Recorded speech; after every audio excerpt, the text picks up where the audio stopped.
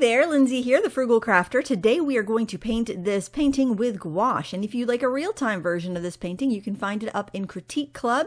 For $5 a month, you get access to all my past real-time tutorials and monthly prompts that can help get you creative. So check out the link in the video description if you're curious and want to learn more.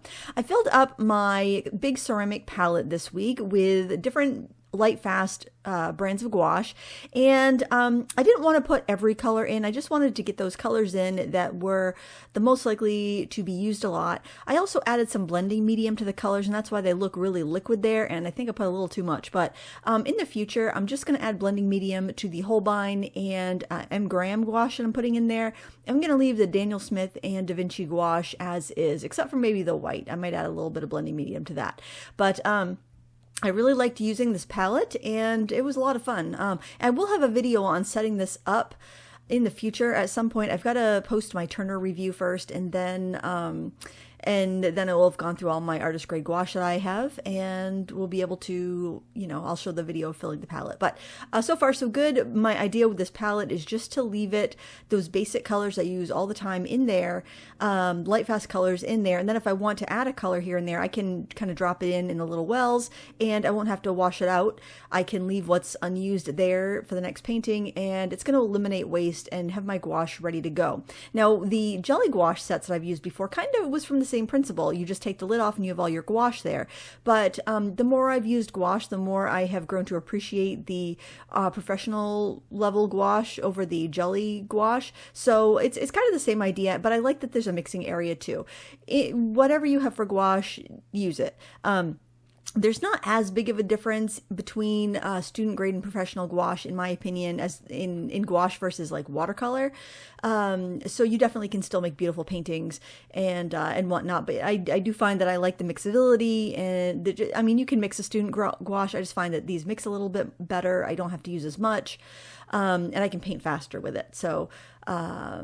But, I used a lot of student gouache. I used student gouache for years before I decided to branch out into the professional stuff. And, if I didn't make videos for a living in my teachable school and on YouTube, I probably would have just stuck with the student gouache. But the more I'm using it, the more I'm enjoying it. And also traveling with it in travel palettes, I find the professional gouache holds up a little bit better. So what I'm doing here basically is just blocking in the basic shapes, basic colors. I'm not doing a lot with the background because I want the background to just kind of be a little blurry, far away. I want to focus my time in on the foreground objects. So I'm just kind of blocking in. You can do this in acrylics or oil paints if you prefer. You don't have to use gouache at all. So that's another thing I want to mention. If you prefer a certain type of medium, oftentimes you can take tutorials that are in other mediums that are similar and make them work in your medium of choice. I just want to pop in that reference photo real quick so you can see what I'm going for here in the background. My husband took this photo and I just found it the other day, and I thought, what a wonderful subject to paint. So this installment in Lobster Cove on Monhegan Island, I thought that it might have been a memorial because it's right next to the shipwreck there, but nobody died in the shipwreck. And then after doing a little research, I heard that it was actually called the Monhegan Sentinel, and it's meant to give good luck to the fishermen out to sea. So I thought that was kind of nice, and I thought it would be a nice subject for a painting here. I'm kind of pushing my color a little bit. There's some very kind of dusty gray purpley grasses growing, so I thought I'll kind of pump up the purple a little bit and get some of that in there, and then against the yellowy green grasses, it will just kind of give a little energy and a little vibrancy. And I'm also just kind of painting in this little rock and stand of trees that are kind of in the, I would say mid to background, maybe mid-ground area. I thought it was really pretty. I love rocks, obviously, but I also didn't want it to take away any of the prominence from the kind of monument that we're going to do towards the foreground and the rocks in the foreground. So it's kind of like, just a balancing act where you're kind of going with softer, muted colors, less vibrant, less saturated colors at the back. And as you bring it forward, you're getting a little bit more vibrant, a little bit more warmer in color. You're putting in more of the eye-catching details. And Yeah, that's what I'm going for here. The paper I'm working on is Strathmore Tone Tan Mixed Media paper, and this is a 9x12 size. I really like this paper for gouache because it's nice and smooth, so the paint just glides. It's very affordable. You can pick it up on Amazon, but oftentimes your price is a little bit better at Blick, so I say look at both places, but you can even find it in most craft stores. So if you have a Michael's or any other big box craft store, you can probably pop in there, and you are going to pay more, but they often will have buy one, get one half off, or sometimes different sales, but it's not an expensive product. For the way it performs, I'm really happy with it. And I thought about doing this smaller in my my Stillman and Bird Mixed Media Nova Series Beige sketchbook. Oh, that's a mouthful, isn't it? I was thinking about doing it in there, but I really wanted it to be a little bit bigger because, for one thing, I like this paper better, the Strathmore better. And also, since that palette's going to take up so much of the visual real estate in the video here, I wanted to have a painting that was going to be almost as tall. As we're pulling in close to the foreground, there's a bunch of scattered rocks and dirt and grasses and stuff, and I didn't want them to be very prominent, so I kind of made them a little bit cooler in tone and just kind of slapped them in. I went in with my darkest color. At this point, it's a mixture of cobalt blue and burnt sienna, and I did the cracks in the rocks. Now, I haven't used black yet on this painting, but I do like to kind of reserve it. That way, if I do need it at the end, I can bring it in, and I'm still going to have something that's even a more intense, darker value. So that's kind of a thing to think about. I also try to wait to use my pure white to the end, just so I kind of can see what sort of value range I can get before I go in with straight white or straight black, just for, I don't know, just kind of having that kind of reserve there, because that way I know I can always go darker and I can always go lighter, and it just helps with contrast later on. It helps you from getting things too muddy, and it really makes you mind your values and make sure that you are getting mixing and getting as many of your darks as you can. Another way to get a dark is actually to use any opposites on your color wheel. That's kind of why it's nice to have this palette. I kind of goofed a bit. Where I have the orange and green, those wells with the little kind of protrusions, those are probably where the primaries should be, but instead I was seeing the little pointy triangles, and I thought, oh, that's where I'll put my true primaries, my Holbein magenta, yellow, and cyan. But after I had it all full, I realized, oh, that's probably what those are for. For some reason, I was thinking that's where my secondary colors go. It doesn't matter because I have them equidistant on the color wheel there, but it is helpful because then when I place a new color in, I'll be able to kind of arrange it on the color wheel. But then I can also look across the color wheel and say, okay, that magenta is the opposite of green. If I mix those two together, I'm going to get a black or something very close to it. It's not like a phthalo green or really intense green. That would give me a blacker black, but I don't have that in gouache. And honestly, I don't know, I might pick it up at some point, but I've got a phthalo blue that I can, use with that green a little bit. I do like the idea of a phthalo green being like a single pigment green, and my preference is PG7, which is slightly blue leaning. So if I do get that, I will be putting that between the green and the phthalo blue I have. So that's something I might get. That's also a very transparent color. The pigment itself is transparent, so I don't know if it's something I'm really going to want in gouache, but the options are open, and I know by painting, that's how I'm going to figure out my preferences and what else I might want to add. Because when I was buying professional gouache lines to review, I was going more for either mixing sets or small sets or basic colors. So I do have a lot of those basic colors that I'll just, use up, and then rebuy in my favorites. So that was really a really good way for me to get used to what's available for professional colors without buying a bunch of stuff that I'm not going to use or not going to get through. If you are looking for more information on gouache, I highly recommend Sarah Byrne's blog, The Fearless Brush. She has reviewed more brands of gouache that I've used, and she has a perspective of being a plein air painter and working outdoors mostly. So it's very, very good to see what she has to say about gouache, because she uses gouache more than I do. And check that out if you want more information on gouache in general.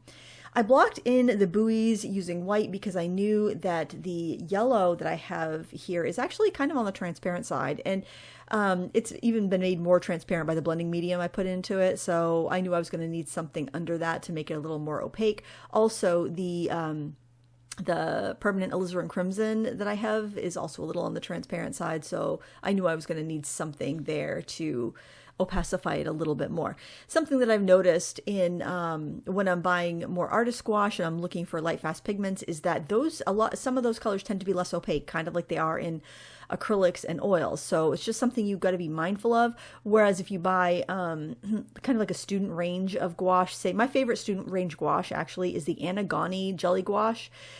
Everything's opaque, everything's velvety, it's all gorgeous. I also like the Professional Turner gouache, except some of the colors aren't quite as light fast because they're a design gouache. But I wanted to make sure this palette was full of light fast colors, so I wouldn't have to worry if I used it on a mixed media piece where I might want to display it on the wall or even sell it. I just wanted to make sure that the gouache in that palette is going to be usable for that. I also have a couple potentially toxic colors in here. I have a cadmium orange and a cobalt blue. So on my swatch, I put exclamation points on those swatches just so I know, like, hey, don't put this in an airbrush. Just be aware when you're using this. And my studio, I have good studio hygiene, meaning that I don't eat or drink in my studio. I don't, I don't smoke anyway. I don't, snack on things in here. So, and I have the door shut, so I don't have to worry about the cats getting in and drinking my water or whatnot if I've been using, potentially toxic materials. But if it was in like a plein air palette, I'd want to be mindful of that and, not use those pigments where, the water might get dumped somewhere or, spilled or whatever. So, just kind of keep that stuff in mind as you're working. I'm switching over to smaller brushes as I am working on this. And actually, I was kind of auditioning some new brushes that they're not actually in production yet, so I can't really talk about them. But I'm going to still say that for gouache, my pick is the Royal & Langnickel Zen All Media line. They have silver acrylic handles. The reason I like them is because if you forget and leave your brushes in water, then your handles won't swell. It also goes for the Menta All Media. So if you can't find the Zen All Media, the Menta All Media are identical practically, except for the handle color is different.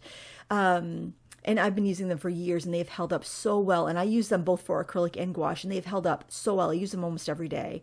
Highly recommend those. They're short handled, but they do make them in a long handled version if you prefer. And you can pick them up at a lot of different big box craft stores, which is all the better. And if not, Blick has a good price per brush and in some sets. Amazon has them in sets, but not a really great variety. So I would recommend just going to Blick and getting the sizes that you prefer. But they've held up so well. And speaking of Amazon, this brush here is actually a silicone brush, and I got a pack of 5 in different sizes for about $22. And they're really fun. They're fun to use on my gel plate. They're fun to use with gouache, but you could also use a credit card scraper. So don't feel like you need to go and buy these. Use your credit card scrapers, cut up old gift cards and whatnot and get a very similar effect. Of course, those are harder. They're not going to pick up quite as much, but they're still going to give you the same effect. So if you want to buy them, they're great. If you don't want to buy them, use a credit card. Do you, right? We're all different. And now I've decided that I felt like I was kind of lost in the weeds here. I wasn't getting the contrast I wanted. And I'm like, all right, I'm going to take some black. But I took the black and I mixed it with some palette mud. So I wasn't just using straight black without any sort of cross-pollination with any of my other colors. I wanted to get that in there with something else first, at least, so it didn't look like a black hole in my painting. So that would be one of my big tips. If you are going to introduce black at the end, mix it in with some other stuff so that you've got a little bit of a bridge visually between those colors. And obviously I go into this stuff a lot more in the real-time version. And you're also going to hear a lot of doubts in the real-time version because it was not coming together like I'd hoped. And also I think I might have been a little bit, I've been a little under the weather and I didn't realize I was coming down with something at the point when I was painting this. Because actually today, as I'm recording the voiceover, I am not feeling well. And I think sometimes with your attitude, like I can be outdoors painting and the painting is not great, but I'm loving it because I'm in the fresh air. I'm hopefully painting with friends and we're having good conversation. So I'm like infusing all of those good vibes in the painting. If you're not feeling well and you're painting at home and you're kind of thinking like, I got to get this done because it's almost the end of the month. I need the second project done for Critique Club because I post 2 new tutorials a month in Critique Club. I was feeling the pressure and it wasn't coming along as well as I hoped. It wasn't what I had envisioned in my mind's eye. I'm getting really frustrated. And so that's making that piece feel worse to me. And it's making it look worse to my eyes. So I was really struggling. Looking back at the footage, I'm like, I kind of like it. I don't know why I was so unhappy with it at this phase. And I showed my husband a photo of it. I'm like, oh, this is how it came out. And he's like, oh, that looks great. And I was like, really? Because I was not loving it. I was really frustrated. So this is like a couple days later, I'm filming this voiceover and I'm liking it. I think it looks nice now. I think I have some good contrast, and I love how the buoys actually feel nestled in the rocks. Before I thought they were just kind of like floating around and looking horrible. So it just goes to show you perspective. And I'm telling that to my students every day as I review artwork that's been submitted either in Critique Club or in classes. And I hear the frustration in the students' comment, and I'm like, this looks great. And I might make a small suggestion, but overall, the piece looks good, but you can't, when you're just finishing it up and you're frustrated and you take a picture and you upload it and you're still feeling all of those struggles, and you're describing it like, oh, I wish I did this. I don't know why this doesn't look the way I want it to. It's usually just a little thing that I'm like, oh, you know what? If you just shifted this color a little bit here, or you just made that part a little bit bigger, or, it's just a small thing. But when you're in it, you can't see it. But hindsight is 20/20, as I say. If you set it aside for like a couple days and looked at it, you probably see it a lot more true than like right after. Or even like taking a photo of it or looking at it in the mirror so you're seeing a reflection of it. That's when those little things will pop out at you, and that's when you'll see it a lot more true. So try those tips if you're finding yourself frustrated in the middle of a project, because let me tell you, we all get there. I mean, I've been painting my whole life. I started in art lessons when I was 5. So, and I'm 48. So that's 43 years of being frustrated with my art at one time or another. And I can tell you, if you put it away, you'll see it clearly when you look at it again, and any mistakes will pop out at you. And if there aren't any mistakes, you're going to see how nice it looks. But I think everybody has doubts in their artwork when they're creating it. Sometimes you create some flawless piece and you absolutely love it and you're in the zone, you're in the flow state and everything's going great. But most of the time, it's a bit of a struggle to get started. It's a bit of a struggle to stay positive about a piece.